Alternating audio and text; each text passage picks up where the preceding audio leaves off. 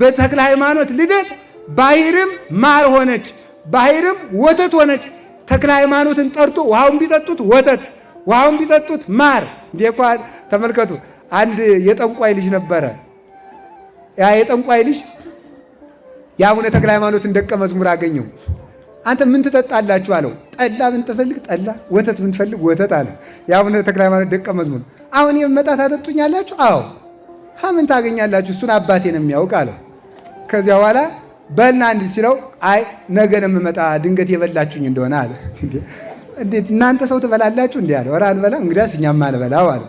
በል እንግዲያማ ነገ እመጣለሁ አለ። ድንገት የተዋጉኝ እንደው ብሎ ቀስቱን ይዞ ተክለ ሃይማኖትን ሊዋጋ ማለት ነው። በዚያውን ደግሞ ወተት ሊጠጣ እየሄደ ደግሞ ቀስት ይዞ በበነጋው ሄደ። ኋላ ሲሄድ አቡነ ተክለ ሃይማኖት ሲመጣ አውቀውበታል። ግርማቸው ደግሞ ያስፈራ የለ። ከበዓታቸው ሲወጡ ክርስቶስን ለብሰው ስለሚወጡ ያስደነግጣሉ። ሲወጡ ፍግም ብሎ ወደቀ። ቀስቱ በዚያ ያላወቁ መስለው እንዳይደነግጥ ምን ሆነ ነው ልጅ አይዞ አይዞ ብለው አነሱት። ኋላ ተመልከቱ ምንድነው የምትፈልገው አሉ። ጠላ አለ። ውሃውን ተመልከቱ። ውሃውን ቀዳ አሉት ደቀ መዝሙራቸው። ውሃውን ቀዳ፣ አማተቡበት፣ ጠላ ሆነ። ጠጣ አሉት። አይ መድኃኒት ቢሰጡኝስ መጀመሪያ ተማሪዎት ይቅመስልኝ አላቸው። ዓርብ ጠዋት ነው ቅመስለት አሉ። አይ በዓርብ አባቴ ያላቸው ልጄ ከጾምማ ፍቅር አይበልጥም ቅመስለት አሉ። ያ እኮ ያላመነው ሰውዬ እንዲመለስ ብለው ነው እንዲጠጣ ብለው ደግሞ በጾሙ ፍቅር ይበልጣል እያላችሁ ብሎ አሏችሁ ደግሞ።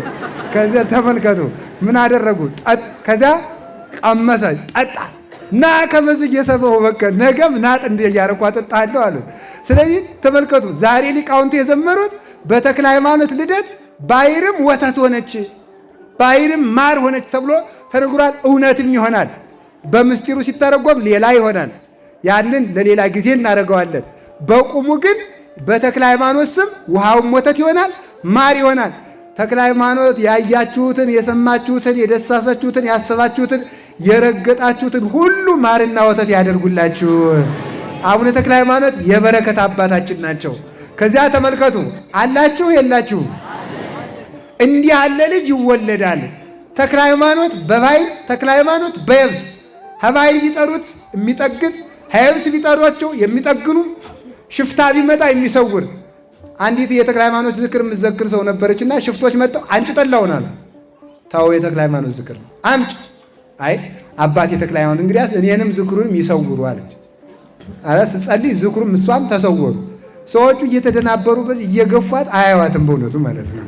ስለዚህ ተክለ ሃይማኖት ሲፈልጉ ይሰውራሉ፣ ሲፈልጉ ባሕር ያሻግራሉ፣ ሲፈልጉ ስንቅ ያቀብላሉ፣ ከጭንቅ ያወጣሉ። ሁላችሁንም ከዓይነ ሞት ይሰውሯችሁ።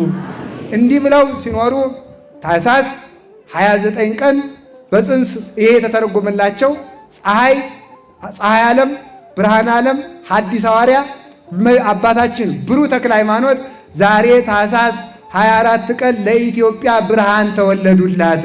እንኳን ደስ ያላችሁ።